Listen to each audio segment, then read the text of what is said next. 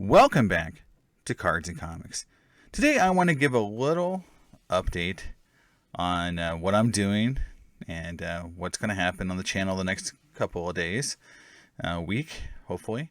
And then I want to get into a topic that is very near and dear to my heart. It's something I've, thought about, struggled with, talked about it with many collectors and dealers, and that is how important is centering to vintage cards. But before we get into that, I want to just have a quick channel update and just talk a little bit. First of all, I am getting ready for the Saratoga Comic Con. I am pricing comic books. The great thing about all the price changes is that, I have to go back and redo all my comic book pricing from earlier this year, which is good because it allows me to see kind of where the market is. And believe it or not all comic books have gone down in value. Some have gone up. So, but I will be at Saratoga Comic Con this weekend for anyone who's in the area who wants to drop by and say hi. I would appreciate that. I will have my Cards and Comics hat on. I will have my family with me, and it should be a lot of fun for anyone who wants to come out and just say hi or buy some comics or just talk about cards and comics. All right, so there's that. For this week, I will be doing a live, probably on Wednesday or Thursday. I do have some folks who've invited me on some other channels coming up, and once I get that confirmed with a date, I'll let you know. But I have been reached out to by a few folks, which is very exciting.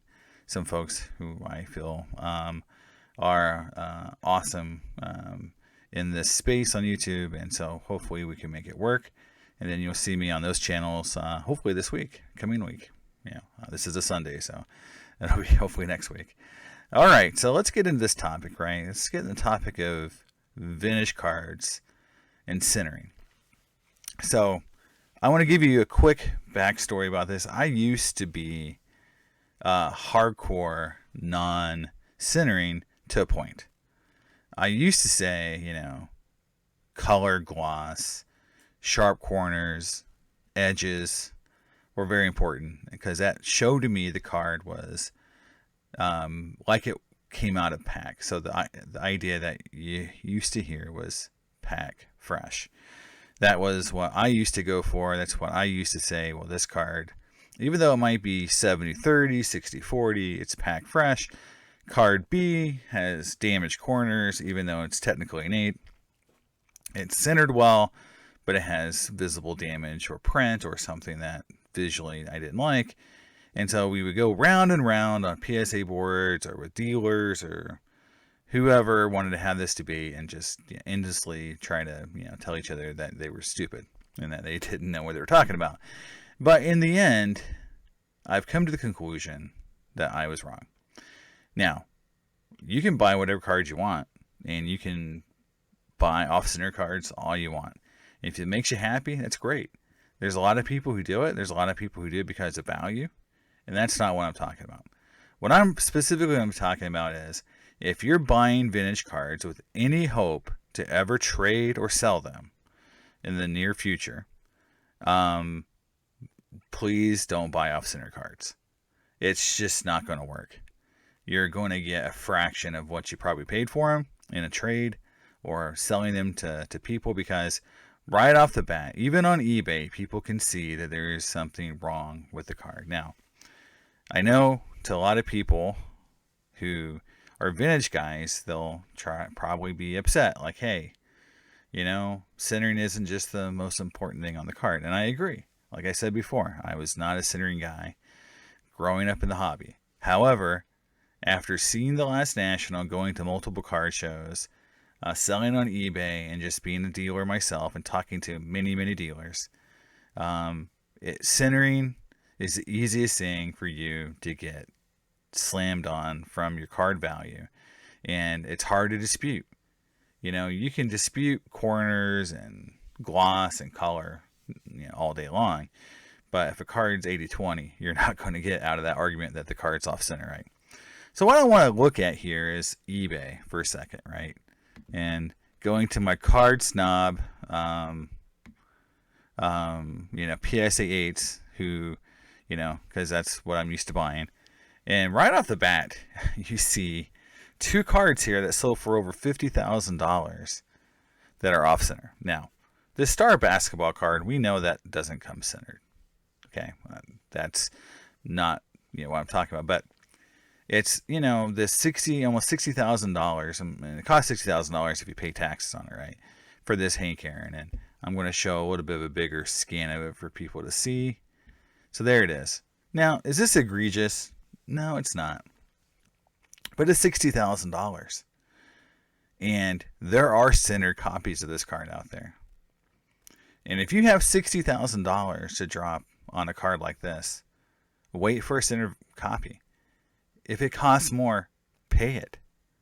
I'm just telling you that this card will be the first card to drop, because we have to get used to this idea in vintage that they're not commodities, that one card sale doesn't equal the other, because there could be very big differences in the quality.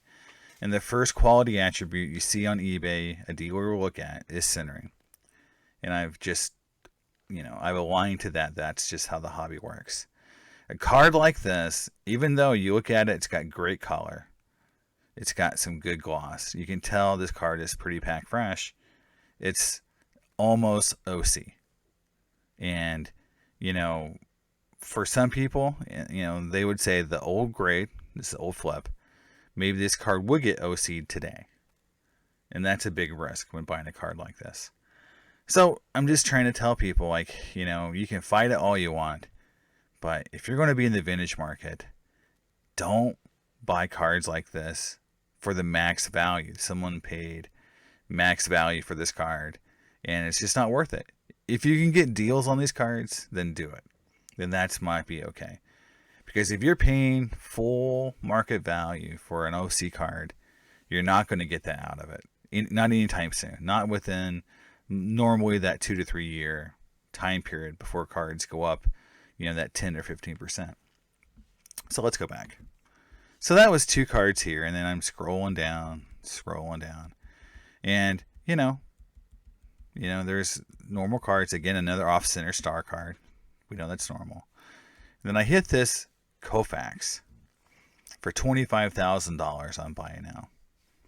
And I'm going to pull it up. And this card is even more egregious because, again, old grade, before the 8.5. So look at this centering here. Again, almost OC, left to right. But it's also top to bottom. You can see, top to bottom, I'd say might be 60-40, maybe 70-30. But left to right, if you go to the thinnest part of that border, to the thickest part of this border, that's 70-30, 80-20 centering. And to me, it's not a card I would have spent a dime on, even as an 8. Sure, in a trade maybe where I got good value, but there's other things wrong with this card. Let's look at the print. So the theory with buying off-center cards is this, that nothing else is wrong with the card. So let's just say you're going to make a trade or you're going to buy an off-center card.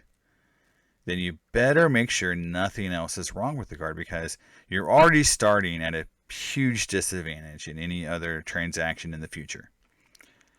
Then a card like this, which has tons of print, you can just see the print on the card, but you can really see it here on this edge, right?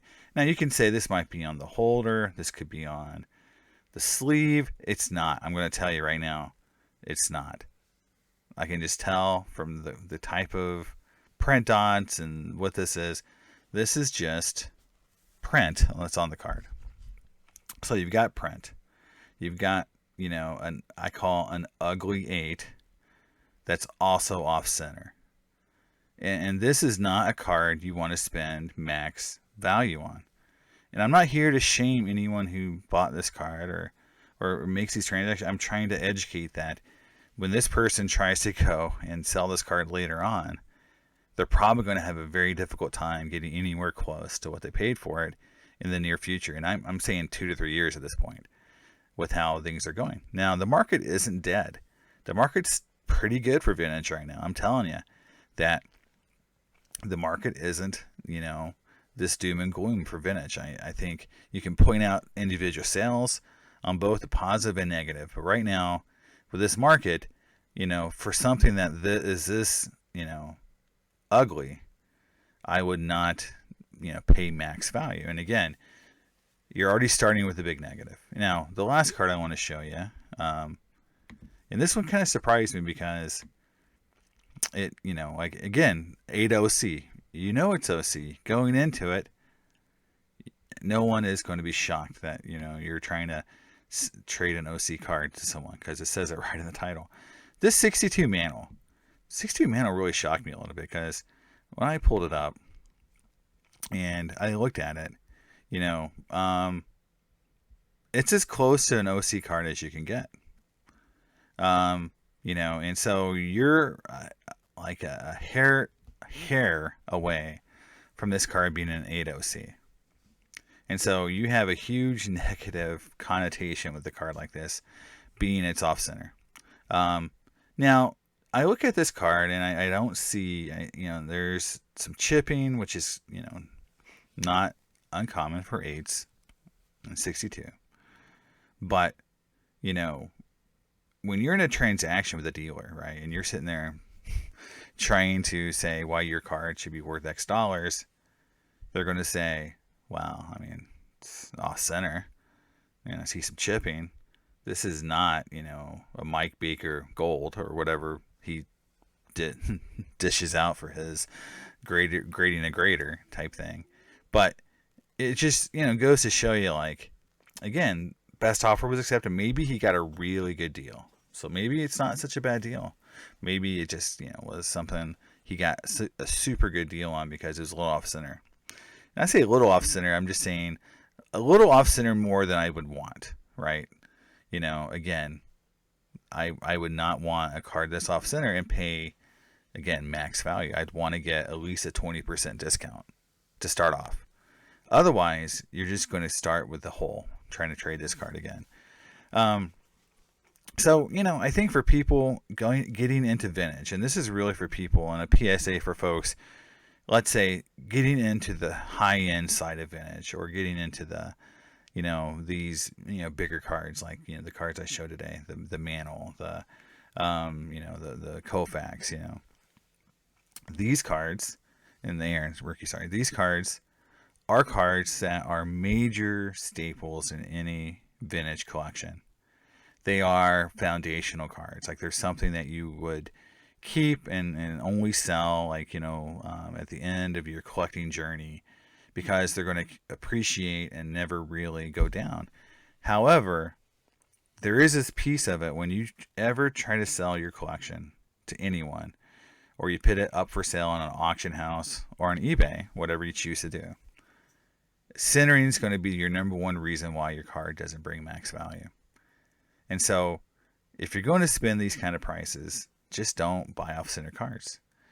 If you're buying this for PC, you're doing it as a value play, then go ahead. That's perfectly acceptable, but don't expect to get full value out of these cards if they're off center because, again, unless you find another collector who really loves the card too, it's a difficult road. So that's my kind of 2 cents on an issue that I see happening more and more often, which is people paying max value for off-center vintage cards. And again, I saw, even Sports Card Investor did it. Look at some of his videos. I think that Babe Ruth cards he bought were off-center. And I feel like if you're going to buy a vintage Babe Ruth card and you have the money to do it, don't buy off-center cards. That's my PSA for everyone. Don't buy off-center cards unless you have another reason. If you're doing it for an investment or flip in the future at some point, it's never a good idea. All right, guys, that's my quick little message here. And hope you guys are having fun. And I'll see you soon on Cards and Comics. Bye.